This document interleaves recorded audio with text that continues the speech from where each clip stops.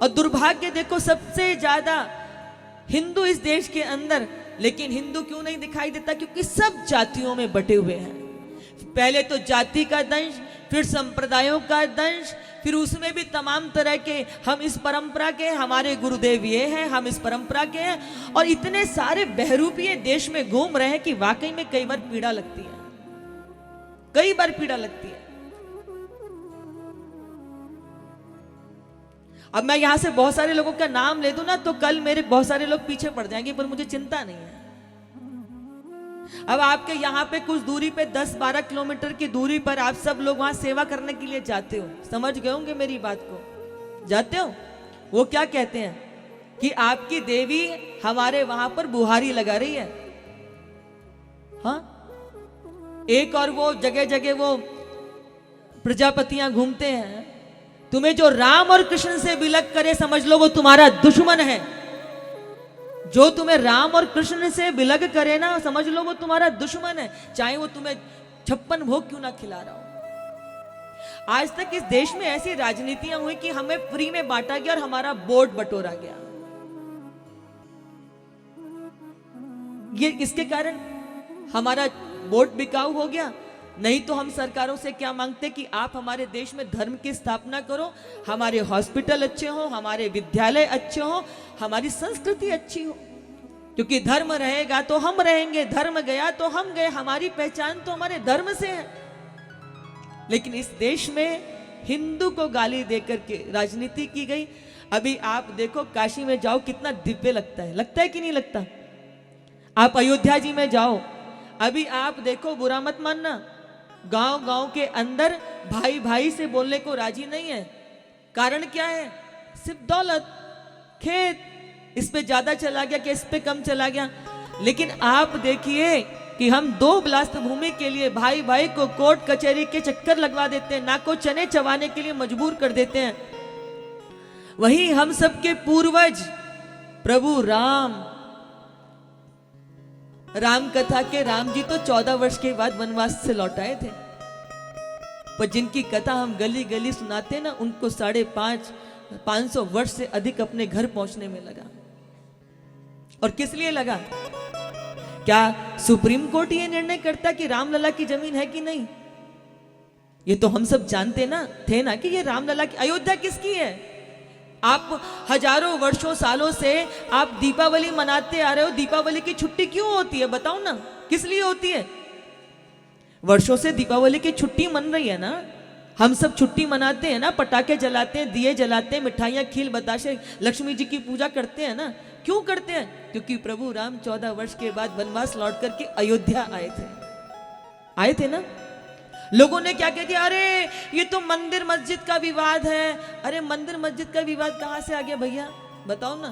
भारत के छोटे से छोटे गांव में चले जाओ, छोटा सा क्यों ना हो, परंतु आपको राम का मंदिर मिलेगा। बात मंदिर की नहीं थी। ये बताओ, अगर आप कहते हो कि हिंदू मुस्लिम भाई भाई, आप ये नारा देते हो ना, तो ये बताओ कि जो बाबर था, जो जिसका ढांचा अयोध्या में था, बाबर कहाँ का था? भारत का था क्या? बाबर तो अफगान से आया था। तो विदेश में रहने वाले उस व्यक्ति से भारत के हिंदू या मुसलमान को क्या शक्ति पड़ी थी? बाबर कहां से था? अफगान से आया था। तो अगर तुम कहते हो कि ये देश हमारा है, भारत भूमि हमारी है, तो फिर विदेशी व्यक्ति से आपका क्या लेना देना? और एक विदेशी व्यक्ति के लिए आप आपस में लड़ मर रहे हो, और ये हमको बताया ही नहीं गया। लोगों सलाह देने वाले तो एक से एक बढ़ कर के, अरे वहाँ मंदिर बनाने की क्या ज़रूरत है, वहाँ हॉस्पिटल क्यों नहीं बना लेते थे, यूनिवर्सिटी क्यों नहीं बना लेते। भैया जहाँ तुम्हारे पास पावर है, अपने क्षेत्रों में क्यों नहीं बनाते? एक अयोध्या ही मिली है तुम्हें हॉस्पिटल बनाने के लिए या स्कूल बनाने के लिए। राजनीति अपनी जगह होती है, लेकिन इस भूमि के प्रति भी हमारा दायित्व है। हम इस भारत माता की संतान हैं, राजनीति बाद में है, पहले हम इस भारत भूमि की संतान हैं। इसलिए इस भारत माता के प्रति हमारा अपना दायित्व और कर्तव्य है। यदि वो संतानें ऋण नहीं चुकाती तो इस धरती पर भार जैसी है, भार जैसी है। अभी आप देखो, अभी हरिद्वार में मैंने बताया था कि छोटा सा स्थान हमारा बना है गंगा के किनारे। तो हम वहां पर इस पूरे सावन के महीने में भगवान की ऐसी मंगलमय कृपा हुई कि वहीं पर बैठ के अनुष्ठान कर रहे थे। क्योंकि हम कहते हैं ना कि किसी को देने से पहले अपने पास भी तो कुछ हो। तो साधना करने के लिए समय कम मिल पाता है, पर इस बार सावन के महीने में हम वहां बैठे और आप देखिए पूरी उस बेल्ट पर आप चले जाइए, आप कोई भी खाने की वस्तु ढकेल से खरीदिए, दुकान से खरीदिए, सब उन्हीं के हाथ में है। हिंदू नहीं जाग रहा, वो अपने प्रति कट्टर है, उनकी दूरदृष्टि अपनी बनी हुई है। वो क्या कर रहे हैं? अभी हम कितनी स्वच्छता का ध्यान रखते हैं, हाँ? आप देखो हर वस्तु को वो छू करके झूठा करके आपको दे रहा है। आप कैसे व्रत करोगे, कैसे अनुष्ठान करोगे? क्या ये हमारा मौलिक कर्तव्य नहीं है? क्या ये मौलिक हमारा आधार नहीं है कि हमको शुचिता से खाने पीने का अधिकार हो? नहीं है क्या? हर वस्तु पे वो थूक रहे हैं। आप अच्छे अच्छे होटलों में पहुंच जाते हो, नाम बदल रखे हैं, टीका लगाते हैं, कलावा बांधते हैं, कितनी झूठी आईडी बना करके वो आप ही की परिवार की हिंदू बेटियों को फंसा रहे हैं।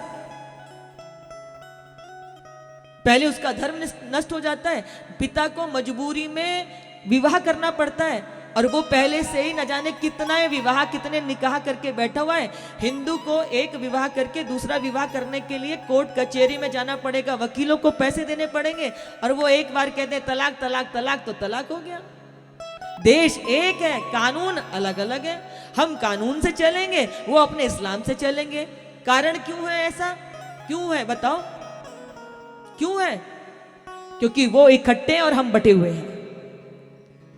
नहीं तो वो जैसे कुछ जगह पे बैठ के धरना देने बैठ जाते हैं, अगर हिंदू समाज भी इकट्ठा होकर कह दे कि भैया एक देश एक झंडा एक कानून, तो फिर क्या बात नहीं बनेगी? नहीं बनेगी।